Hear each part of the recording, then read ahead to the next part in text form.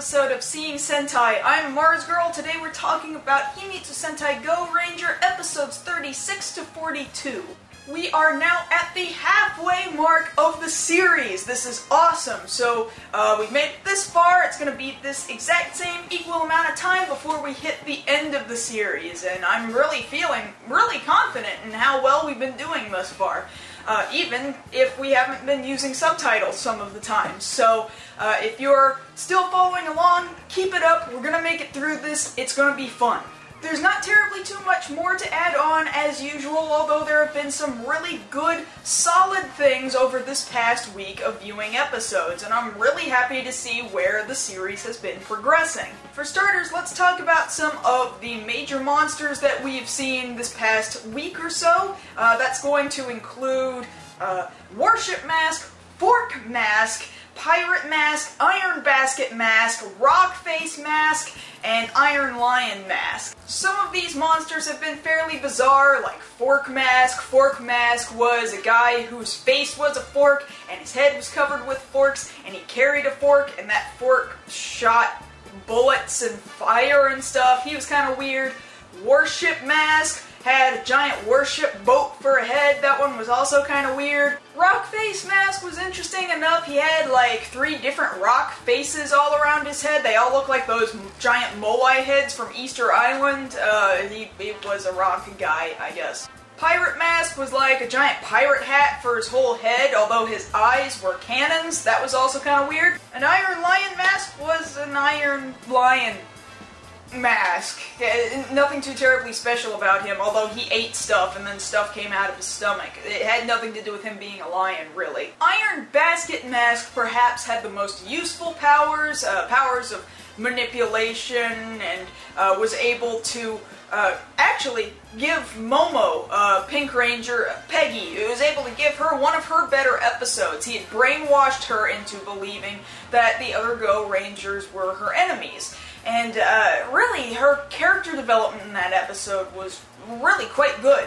If I was really believing her as she, first she's brainwashed, and she turns on the Go Rangers for just a second. She bombs the Vera Balloon.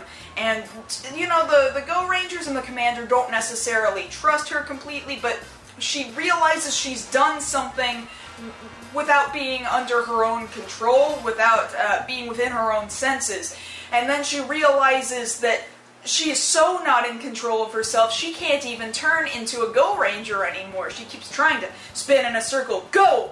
Go! Go! And she can't do it, and you see this frustration and anxiety building on her face. And as the other 4 Go Rangers are off saving more Eagle headquarters from being exploded, because that just keeps happening, and more Eagle agents are dying by the dozens every single day, she stays back, and she practices judo with the Commander, and he just keeps throwing her and throwing her and throwing her, and she can't land a single throw on him, and she is just so broken.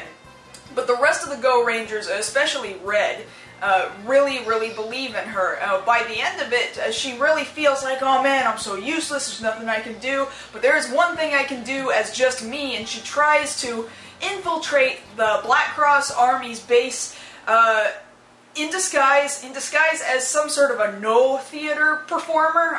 It was kind of a bizarre way to infiltrate, but she comes in basically as a suicide bomber, and she figures, well, this is my last-ditch effort, but if I can take out the Black Cross Führer, then, well, I suppose it's all been worth it.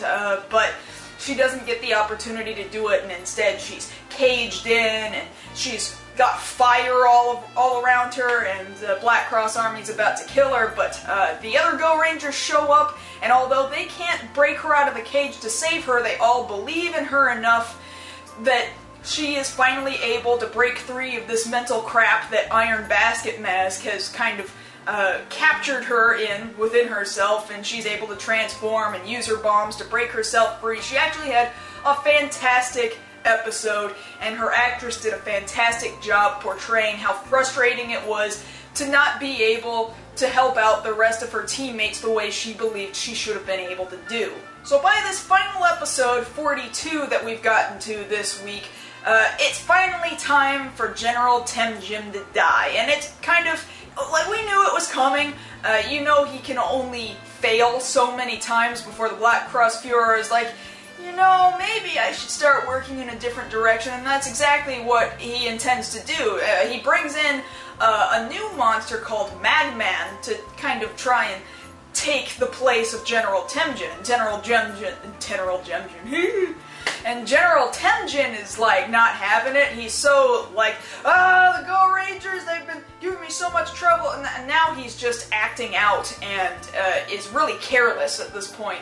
And despite the fact that Magman, or Magman, I suppose is their pronunciation, despite the fact that Magman has got the Gorangers cornered, he could totally kill them right then and there, Tenjin frees them, and he's like, well, I'm not gonna let you guys die because I want to be the one to kill you. Of course, he doesn't. He's not the one to kill him. And the Gorangers try and Goranger storm him twice, so they kick that ball at his face, but he sucks in both of the Goranger storm balls, and he kind of attaches them to his own shoulders. So he's strapped down with these 2 bombs, and he finds himself so proud, and he's like, haha, I'm gonna go steal your ship, and he gets on the Verabloon, and he starts to fly off.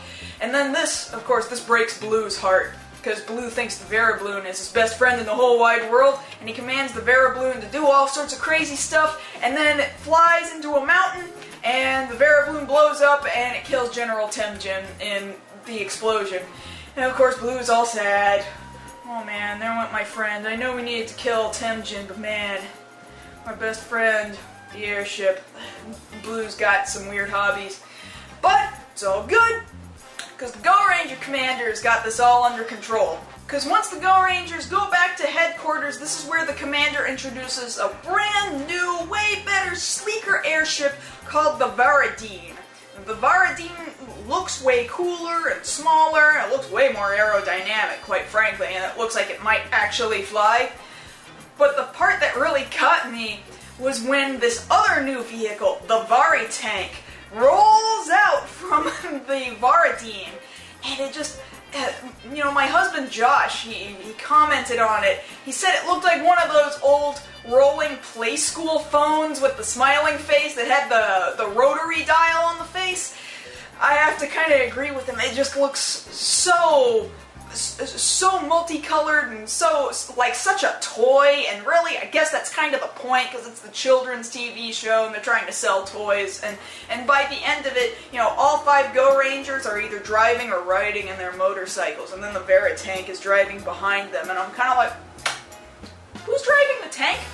If all 5 of you are in this V shape, and then the tank is behind you, who's driving the tank? I mean, maybe it's the commander, I don't know. Maybe the tank drives itself, I don't know, I haven't looked it up. I haven't watched the episode, I'm trying to go episode by episode. I don't know what's going on, I guess I'm about to find out, but I can tell you, Blue, you could see his face just light up. He was just so happy, like, I have a new friend, like he fell in love all over again. So, we're clearly at the halfway mark, and the halfway mark has introduced this brand new, we got brand new, relatively main villain, brand new pieces of equipment, and potentially brand new versions of Goranger Storm to get really excited about. So we're entering a new era of Himitsu Sentai Goranger, and I'm really excited to get started watching this second half of the series from this point forward. Not much more to add to this, so thank you guys very much for watching yet another one of my vlogs. Be looking for another one next week as we barrel headfirst into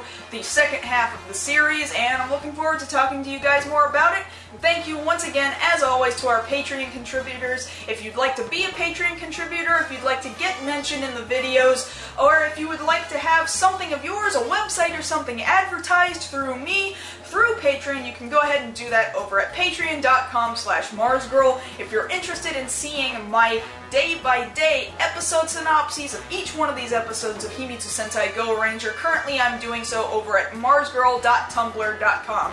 Thank you very much, guys, and be seeing you next week.